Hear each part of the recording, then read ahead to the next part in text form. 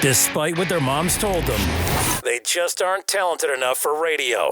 Unfortunately, anyone can have a show these days. Sean. Well, I'm pretty hard to figure out sometimes. In fact, I can't even figure myself out sometimes, so don't you try to. Joe. You're an idiot and really a disloyal person. This is the Cuse Militia. Now, those two unapologetically biased orange-blooded homers, Sean and Joe. It's the most bullshit thing I've seen in 30 years. Welcome. Happy Tuesday. We're here. This is the Cuse Militia with Sean and Joe. Thanks for tuning in at Cuse Militia on the socials. Go there, join the militia, rate, review, subscribe. We appreciate you who have already done so. So this is your Duke preview. We're back. And some minor announcements. Joe, you heard Tyler got married? Yeah. Did you hear?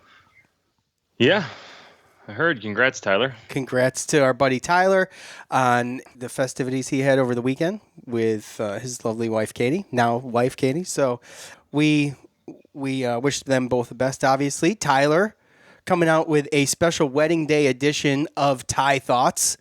That should be hitting the feed soon. Sooner than later, maybe.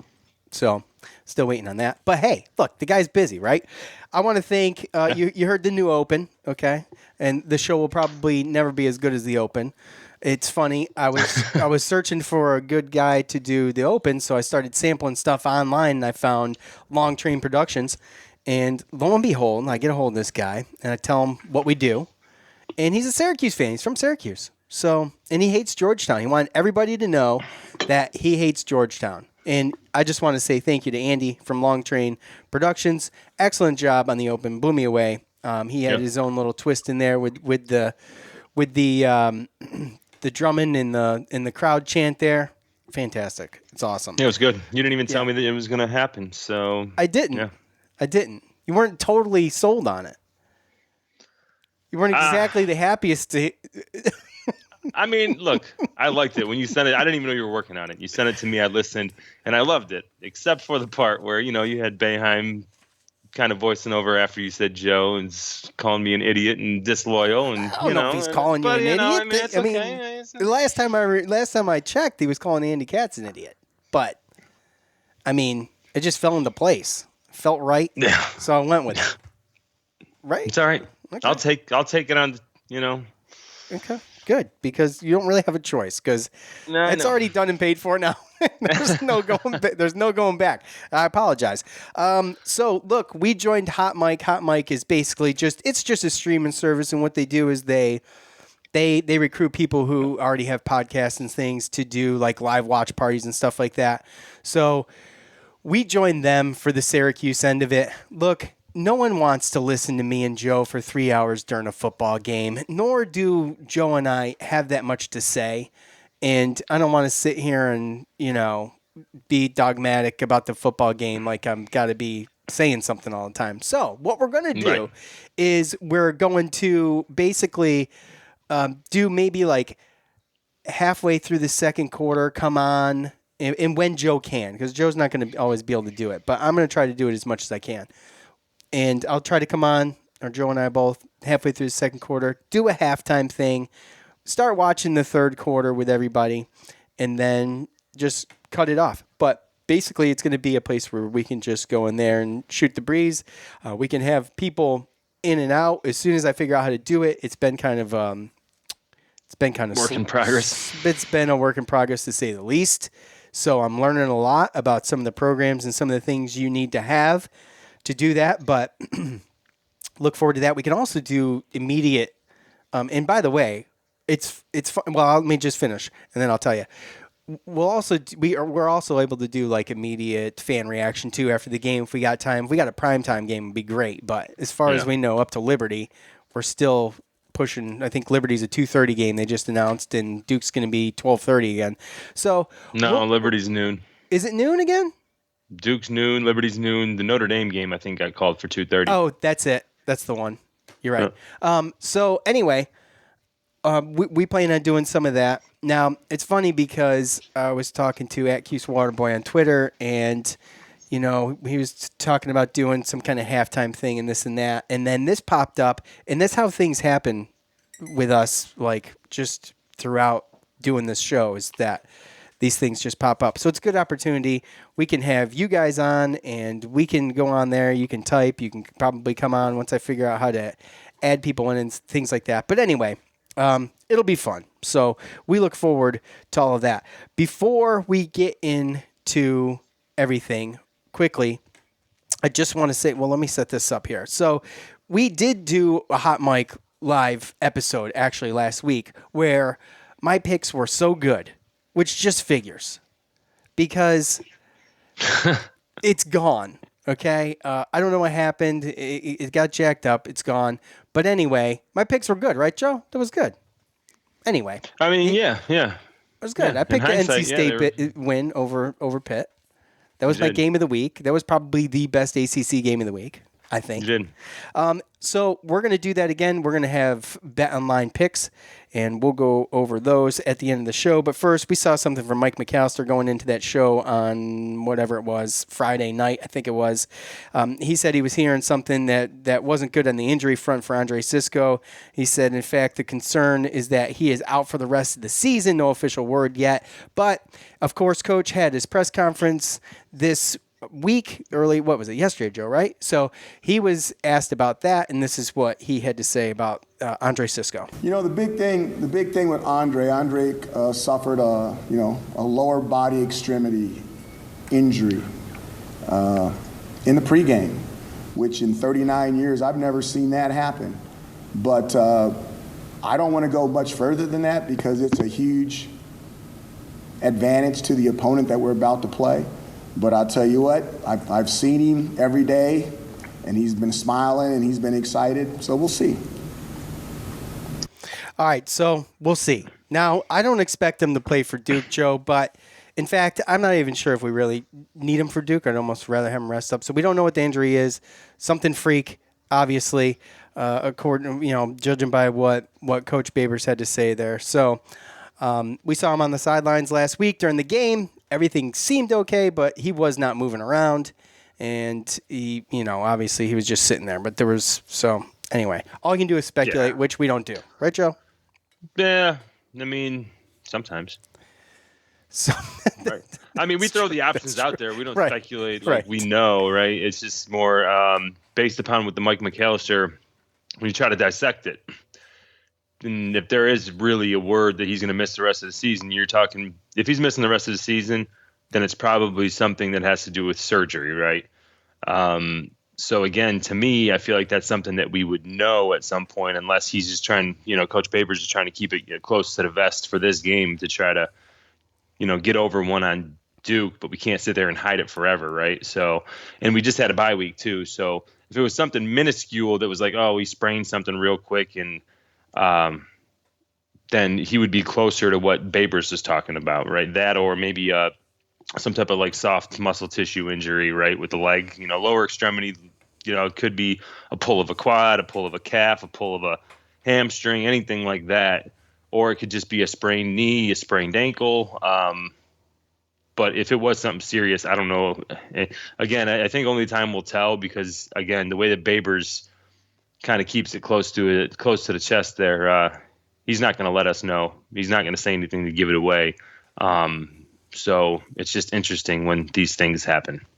Yeah, it's interesting to say the least, I suppose. But, hey, look, the way I see it, the next 2 games, if he's got to sit and rest, I think, if that's what he's got to do, that's what he's got to do. I don't think it hurts us that bad. That's all I'm saying.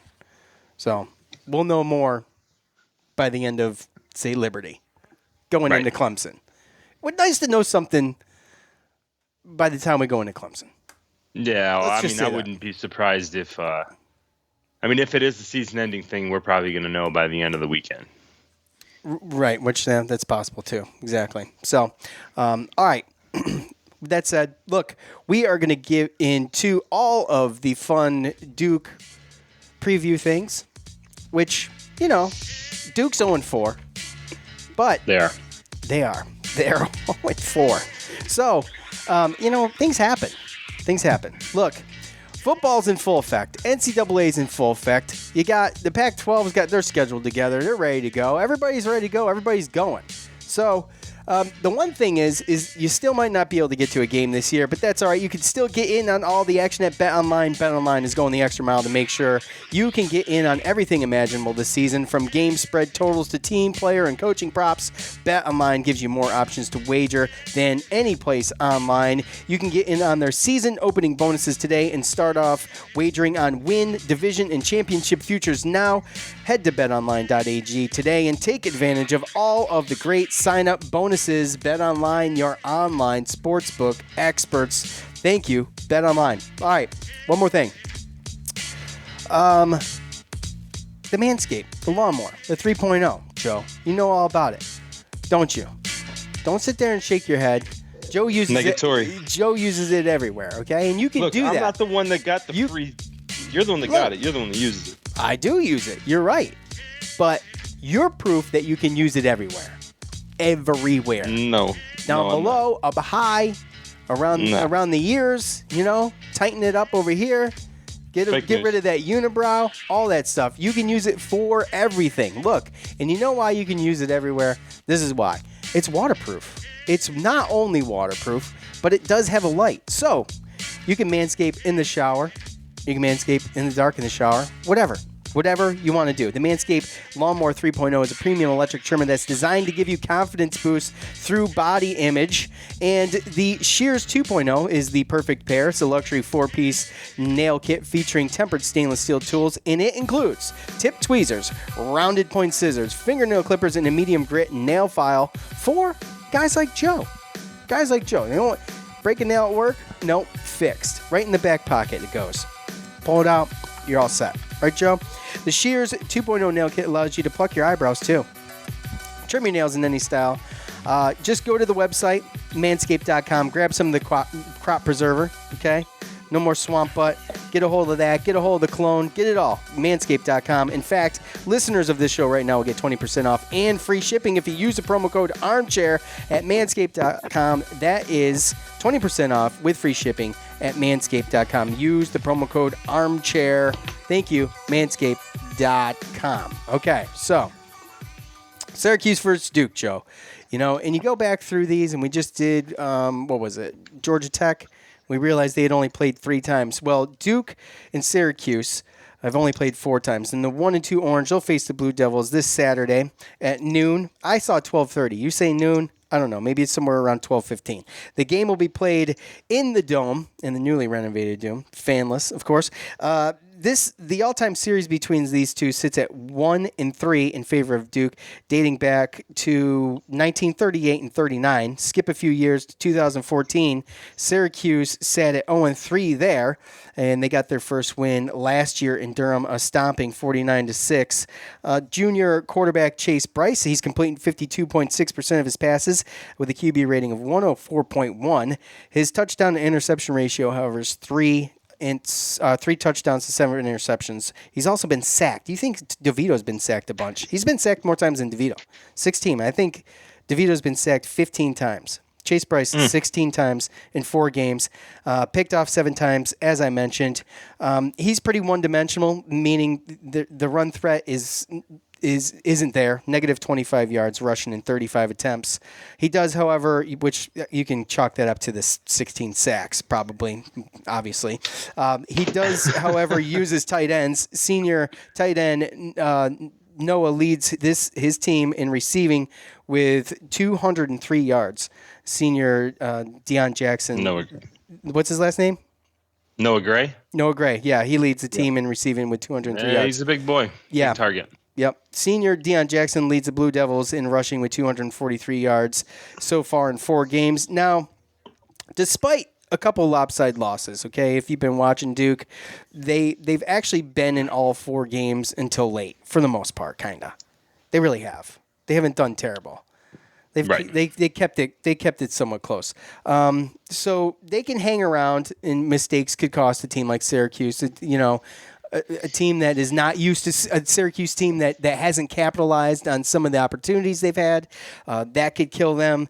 You've got to capitalize on those. We've seen some of those slip away early in games for Syracuse, and Duke will present the opportunities too. They lead the nation in turnovers with 15 in 4 games, so plenty of opportunities. Yeah, well, that's kind of one of the main things that I was going to bring up is normally a David Cutcliffe coach team is, they're low on penalties. They're very well coached, things like that. And we just haven't seen that this year. And obviously we all know that every team's got their situations for why things aren't where they are. And I don't know, I'm not really privy to who on their roster opted out, if anybody. We knew that they were kind of going to be a strong. I mean, I was at the game last year when we beat them 49-6, and it was ugly. I mean, our offensive line was pushing them back. I think that Duke lost some offensive linemen this year, obviously bringing in Chase Bryce, but really don't have any receivers that stand out. You can look at the completions that he has just spread across a whole bunch of receivers. Obviously, Noah Gray leading the team in receiving. He's going to be a problem, and they're going to try to run the ball. And I know that they've passed more than they've ran, but that's probably because of the fact that they've been down. I think they're more of a 50-50 team, and maybe even less against us, because I think this is one of the teams that are going to try to line up and run it on us. But I don't know if we lead the country, but in 3 games, our defense has forced 10 turnovers. So it's just, when you look at that stat versus the stat that you just said about Duke and their 15 turnovers, then it's kind of a recipe for disaster. I mean, I know it doesn't happen all the time, but if they don't get that fixed, then they're going to have issues with our defense for sure. They definitely are. But when you look at, and this shocked me a little bit, Chase Bryce with 993 yards passing to Tom. Well, he's got one extra game though. He does have one extra game. But Tommy DeVito with only 338, getting a slow start after 3 games. And, so needless to say, we're going to rely heavy on the defense. And just like I said, we're going to have to score points. I mean, you look at, let's just assume Cisco's out. We talked about this. Oh, well, it wasn't on the air. It was on the hot mic thing. Well, we talked about Hannah stepping up big time, leading the team in tackles against Georgia Tech. And you got these guys that are stepping up. They are Sean Tucker. They're filling these voids on both sides of the ball.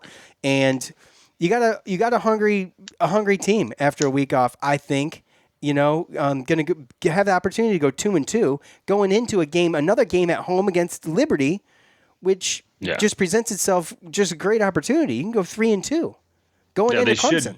They should. Yeah, and that's what we talked about in the beginning of the year. And that not only should they be hungry, but they should be confident based off of last week, getting that win with a bunch of young players. Cisco, your leader, out. The defense opening up the new dome, right? And getting a W. So it's like you always want to try to, hold down home field when you're there. So they're going to try to go forward and keep pushing that, and trying to make that a goal this year. I'm sure it's one of their goals. If you look at it, if they protect their house and they win all their games at home, then they go to a bowl game. Right. And that's not a bad goal for this team this year to have. No, and that's a possibility. Really. Right. Yes. And against Duke too. I mean, by the way, that was my pick, 6-5. Yeah. That was your pick too, I think. Yep. And it's tough too. You look at, I looked at Inside the Loud House today. Neil Adler he has his ACC power rankings every week, and he's got us at 11th and Duke at 15th. But obviously, it's his list, right? So it changes up and down. I don't necessarily think. I think he just goes by just the wins and losses. I think that I think there's some teams that are out of place there, but when you look at Duke, they were in it with Notre Dame, but that was Notre Dame's first game, right? And then BC beat them 26-6, in which we've late, seen. Though. That was late again. Yeah, I mean, it was late, yes, but when you look at it, they only scored 19 points within their first 2 games. But then they played Virginia in, 38-20, so they lost by 18. They gave up 38 points. Virginia doesn't look like an awful team, but that was also Virginia's first game. And then Virginia Tech, I know that was close, and Virginia Tech came back, beat them. But again, Virginia Tech, you're talking about a team that, albeit ranked, they've had 20-plus players plus coaches that haven't been able to play the first two games. So when you look at, Chase Bryce's numbers from Virginia Tech, their hardest hit position from COVID as far as players that had to be either opted out or players that can't play was defensive back. So it's so hard to read into some of these scores and some of these numbers because every single game and every single team has their own issues that really this year can be hidden more than others. I mean, even this year with the injuries. Sure, yeah. I mean, obviously, yeah. It's almost too hard to keep up with all that stuff, too. Oh, yeah, it's exactly. And the information isn't out there like that because, it's all people's privacies and stuff like that. And so you don't really know what you're going to get. If I had to base it upon, Syracuse playing Duke last year, you want to look at how much they've changed. And I think that we've changed a little. But Duke, they brought in a quarterback that I think was a better quarterback than last year, other than he couldn't run. So the better passing quarterback that we've seen before at Clemson. But I'm basically more worried about our offense scoring enough points. His defense isn't awful. And they do have some good defensive ends on both sides as far as their starters go. But I think Duke, they're more along the lines of us as far as their depth isn't all there. So once you get past a certain amount of people, then, the talent starts to go down. So they've racked up 12 sacks in 4 games, which isn't terrible. No, and 4 of them alone by Victor Dimukeji. Let me help you. Oh, let you help me. Yes. Dimukeji. Oh, wow. How long did you practice that before this? And Chris Rumpf II's got 1.5. Those are the 2 starters, but he's got, 22 tackles. You look at Shaka Hayward, he's got 33 total tackles, and he's holding it down in the linebacker position. And Marquise Waters has got 28 tackles in the secondary. So, and they have interceptions sprinkled out throughout their team. So when you look at it, they got a guy at every level that's above average that's going to give you problems. So it's just finding those spots and like what Coach Babers is talking about in his press conference is that they're allowed to rush and still their man-to-man is very good and they're very disciplined. He's all over the place too, man, leading the team in tackles with 27. The next guys are tied with 11 tackles in second place. So yeah. So, I mean, it's a formidable defense, but again, I don't see it as the defense that we've seen. I think that we saw improvement against Georgia Tech because the defense isn't as good as Pittsburgh's and North Carolina's. And I think with a week off and some confidence and a W, then, like I said, they're going to pose some problems, but they're not unbeatable. It's just, again, we can't rely on the defense to score points and hold these guys to like under, 15, 20 points. I hear you. I do. I don't ever really get really overconfident. But I don't see how Syracuse loses to Duke. Here's how Syracuse loses to Duke. I mentioned one earlier.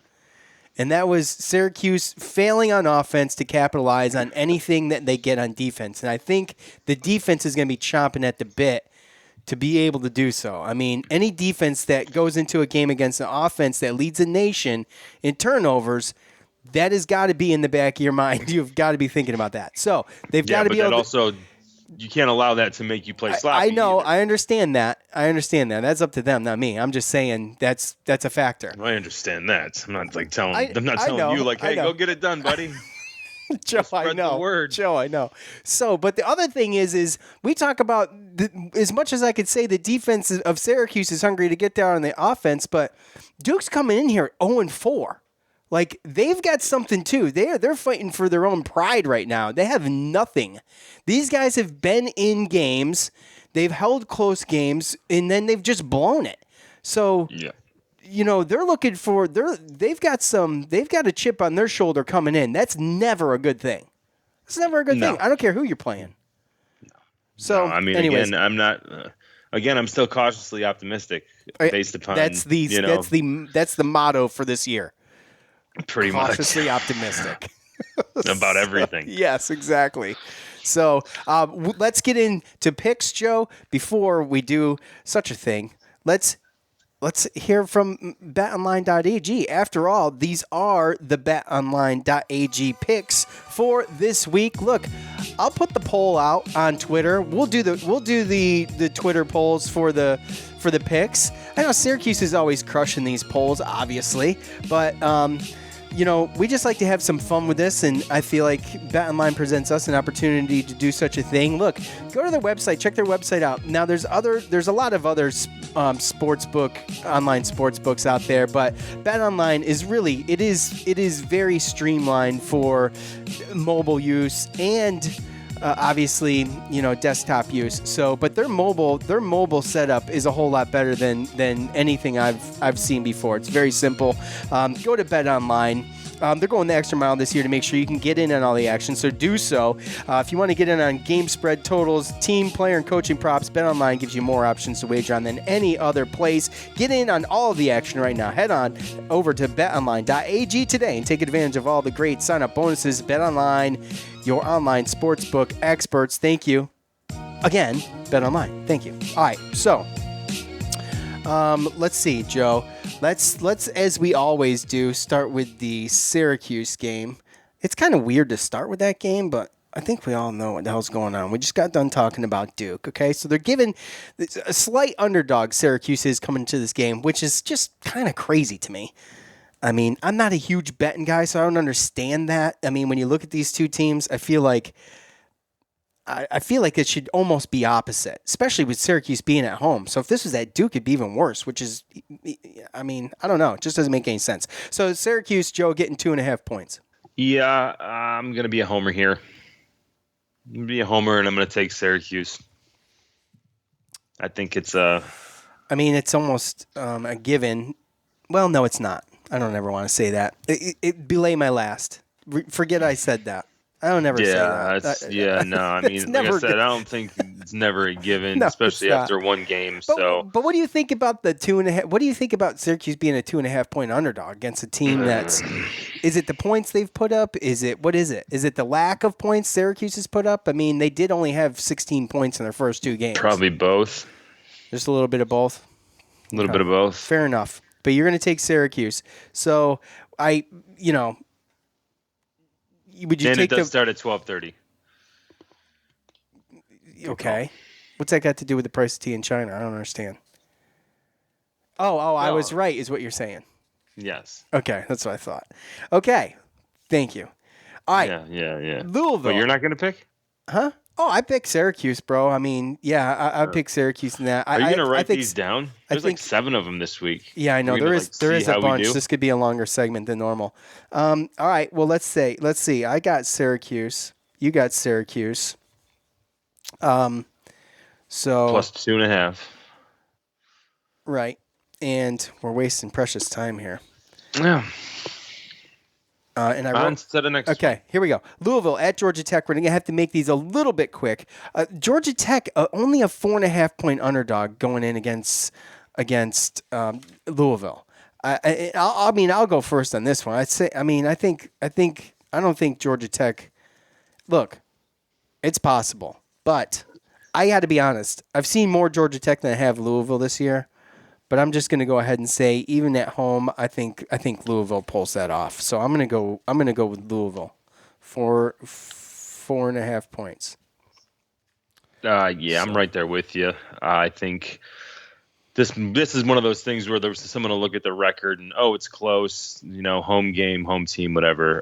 Louisville, they've lost to Pittsburgh and Miami, 2 really good teams, and they were right there with Pittsburgh last week. So. I got them.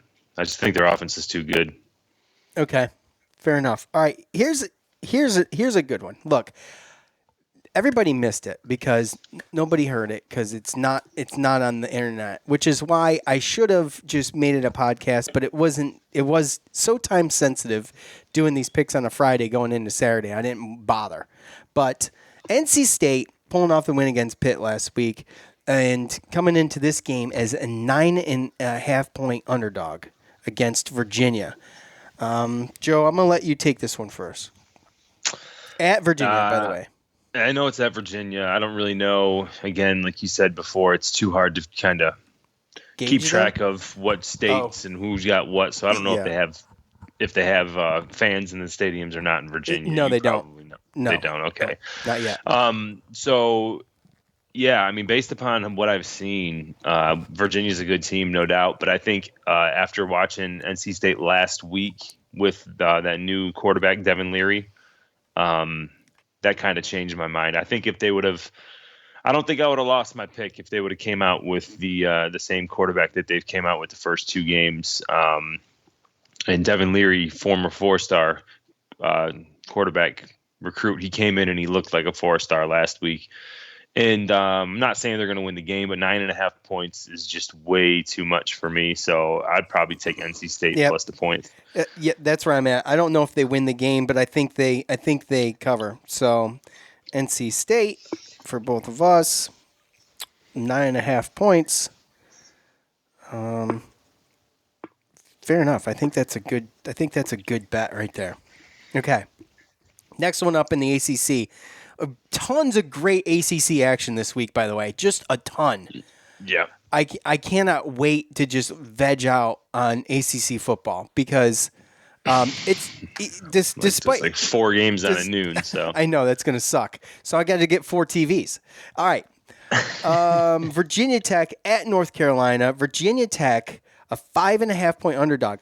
I think this is going to be, by the way, I'm just going to call it, this is going to be my game of the week. I'm going to call this as my game of the week. But this is a tough bet right here. This really is. I don't know who comes back for Virginia Tech, like we were talking about. So I don't know if they're going to gain any guys back or if anything like that's going to happen. But North Carolina, obviously, what are they? They've only played 2 games so far, though, huh? Yeah. Oh, man. Man, I hate to. I'm gonna take Virginia Tech. I think they've just been impressive with what they've got. They've been impressive with what they've got, and also on top of that, North Carolina kind of really hasn't. And that's not a down. I mean, I know they're 2-0, and they were supposed to play Charlotte. I mean, things are supposed to already have played 3 games already, but I just thought that like last week, I figured they'd blow Boston College away, and Boston College stayed in there, and I still needed to see more. I think a little bit this week will tell me a little bit more about Boston College, but North Carolina is kind of, until they show me more, I can't pick them again. I think that it doesn't necessarily mean that they're going to lose, but Virginia Tech is going to keep it within that threshold. Okay. Plus 5.5. Okay. I just think that's kind of ridiculous, but we'll see. You made me a little nervous about the calling the game of the week on that, but I'm going to hold to it. See what happens. Pittsburgh at Boston College. Boston College coming into this game at home as a 6-point underdog. Joe, I'm going to let you hit that first. Yeah, this is one of these things where Pittsburgh, again, is another team that just really hasn't, I don't want to say hasn't impressed me. They're solid, though. They have a solid offense, man. They're pretty decent. No, I get it. You're right. But it's just one of those things where they're not blowing anybody out. I mean, even us, we only scored 7 points on them. It was 21-7, right? They beat Louisville by 3, where they lose, last week to NC State. I know they're good, but they're not blowing out teams. I don't think, other than us. I mean, you know what I mean? And Boston College, to me, is one of those teams where when I don't think they're impressive, they actually show up. So it's overall weird to me, but for some reason, I think that Boston College keeps it close enough to cover the spread. Again, not saying win. I understand. I'm going to go ahead. I'm going to go Pitt on this. So, that's the first one we disagree on. Okay. And, I got to be honest, it's so hard to watch all the games all the time. Oh, yeah. But I have not watched a ton of Boston College, but I have watched a bunch of Pitt. So, anyways. Is that it? No, that's not it. 1, 2, 3, 4. How many we got? 2 more. We got 2 more. Okay. Hold on. I'm scrolling here. Oh, Miami at Clemson. Miami coming in as a 14-point underdog. Yeah, I'm gonna just go ahead and say Clemson clears that, bro. I think that Clemson, man, they are just so strong. They just got it so good in the ACC, man. This team is just leaps ahead of everybody, I feel like. And, it's at Clemson. I mean, forget about it. Clemson. Why so silent, bro? What are you supposed to talk? I mean, I think I'm going to go with kind of the way that I've been looking at this and going about it. I think Miami, we don't really know how good they are, but they looked damn good in every game I've seen them in. And I know that Clemson's defense... They did struggle a tiny bit last week, Clemson. Right. I mean, when you what's that? It wasn't the score fest you thought it might be. Well, no. I mean, and again, Miami, they got a good quarterback. They got some good players. I think they're going to score on Clemson. If Virginia did, then they certainly are. They got a dynamic, really, really fast quarterback. I just don't see. I mean, yeah, I can definitely see Clemson going away with it because obviously Clemson is, head above. But I think they still need to prove it against a top echelon team, and this is going to be their first test. And we'll see. 2 good quarterbacks. That to me is the game of the week. That to you is the game of the week. And in knowing what I know now, I could have went with that. I could have bought that too. But I'm going to stick with what I got. We'll see what happens. This could be a blowout. It could be. But like you said, I mean, Miami's good. Miami is good. They're probably the second best team in the ACC. They're looking like it so far, yeah. Yeah. So. Yeah. That's Jerry King, that quarterback is. Whew. What is that? Clemson negative 14. All right. Okay, 14.5. All right, last one. Florida State at Notre Dame. Florida State getting 20.5 points coming into this game. Yeah, this is a tough one. I mean, they're not that good, though, either. I mean, is Notre Dame that impressive to anybody yet? I haven't had my socks blown off by Notre Dame yet. At all. No, they beat South Florida 52-0. Okay. Well, I'm just saying. I mean, Florida State has struggled. Florida State is not good at all. Florida State lost by 42 to Miami. They were losing to Jacksonville State last week, 21-7, and it was 41-24. I mean, Jacksonville State's a D1 AA school. Yeah, don't get me wrong. I'm not saying like Florida State's like anything spectacular, but 20.5 points. I mean. Yeah, the thing is it's Notre Dame, right? So, and that was kind of my thing, right? Is I was thinking to myself, Florida State, and I was looking at this line, Florida State plus 21, and I know that that's kind of my theme tonight. But then I looked back, and because I said, Florida State playing against Notre Dame, everybody gets up to play against Notre Dame, right? Yeah. But then I remembered just 2 weeks ago, Florida State had their ultimate rivalry game other than against Florida, against Miami. That was your game of the week right there, by the way, and that was a dud.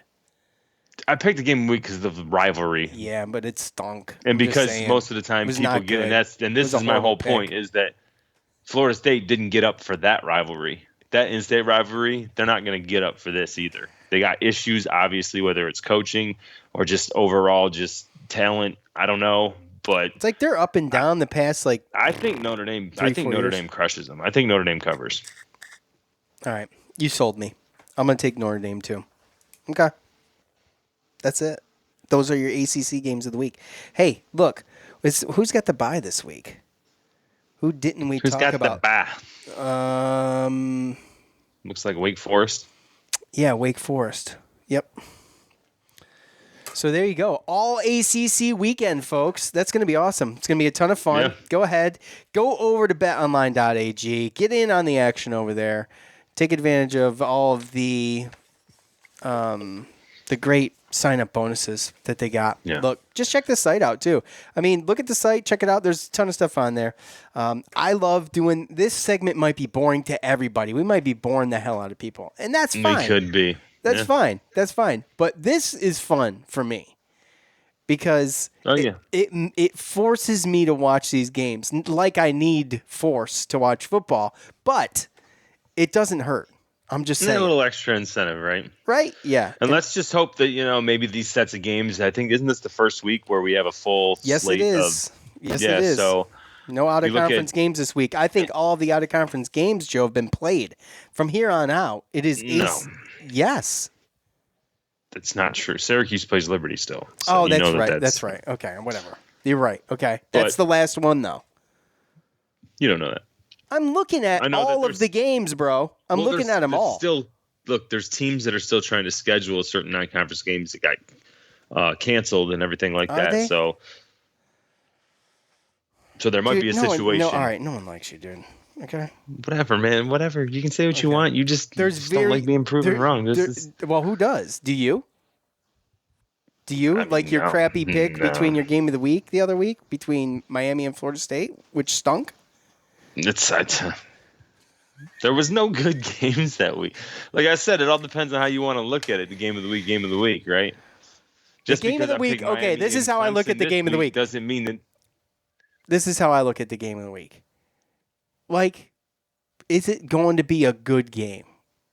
Okay, the rivalry thing is cool and everything, but is it going to be a good game? Is it going to come down to the last? Is it going to come down to a 2-minute drive in the fourth quarter? Is it going to come down to, a 2-point conversion picked off in the end zone? I mean, whatever. That's a good game to me. That's what I'm talking about. Well, and those are your standards. So what are yours? Let's hear your crappy standards. Don't judge mine based upon. Let's hear your crappy standards for a game of the week. Let's hear them. I mean, you just look at it like last week or the other week. The other week there was kind of not a lot of good matchups, so I went with the rivalry of Miami and Florida State because they've had such great games. This week I went with number 1 versus number 7, the closest two highest ranked teams. And that's why I picked that game instead of another game. I'm not trying to say that it's going to be the closest or it's going to be the best, but that's the one that I'm most interested in watching. Okay, so Joe goes by what he's most interested in watching, and I go by what I think is going to be the best game of the week. All right, okay, all right. All right, look, that's going to be it for us. I want to thank BetOnline, Manscaped, all of you for listening. Thank you so much. For Joe, I'm Sean. We're out. Peace. You didn't crack a beer at the beginning. I'm just saying. Did you? I missed it.